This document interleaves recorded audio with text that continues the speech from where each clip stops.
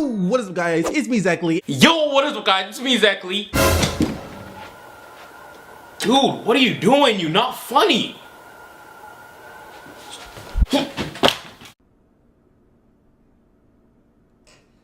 tough. Yo, what is up with y'all, man? I hope you're doing good. And if you're new and you're a fan of the NBA, subscribe to this NBA channel. So let's get straight into it.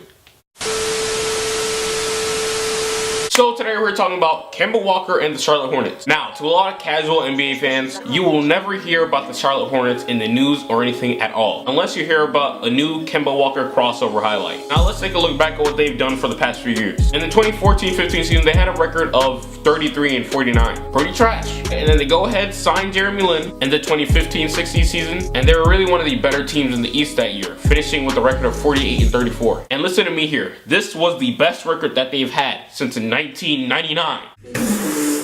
What? My guy, I was born in 1999. Oh my god! In 18 years, they could not have a season where they at least won 49 games. That is extremely rough. And you might be wondering why they've been so bad. Man, I'm kind of right with you. I don't know either. But if I had to take an educated guess, it's because of the bad drafting history and also it's a small market team. But I'm not going to get into the past too much.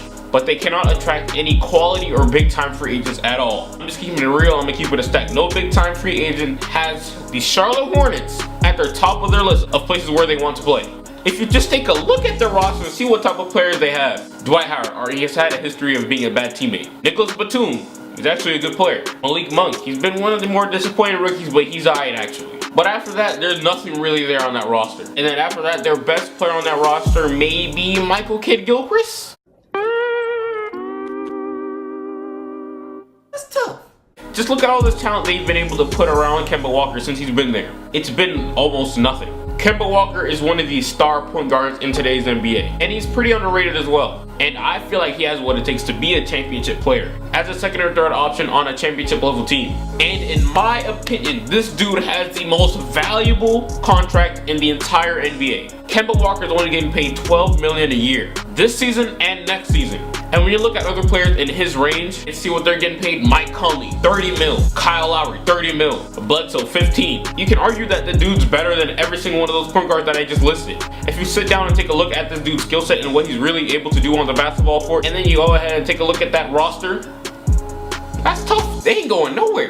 Right now, they're relying on Dwight Howard, Nicholas Batum, and Michael Kidd-Gilchrist to help support Kemba Walker. The 76ers have a better chance of making the playoffs than the Hornets. So in my opinion, the Hornets need to start off fresh and rebuild because they've already screwed up with Kemba Walker. And they already have two young players to go off of. Dwayne Bacon, he's actually looking nice, and Malik Monk, he has potential. Teams will give up serious assets to acquire Kemba Walker because of his friendly contract. You know what the Spurs could do with Kemba Walker on that roster? Do you know what the Denver Nuggets could do with Kemba Walker on that roster? Do you know what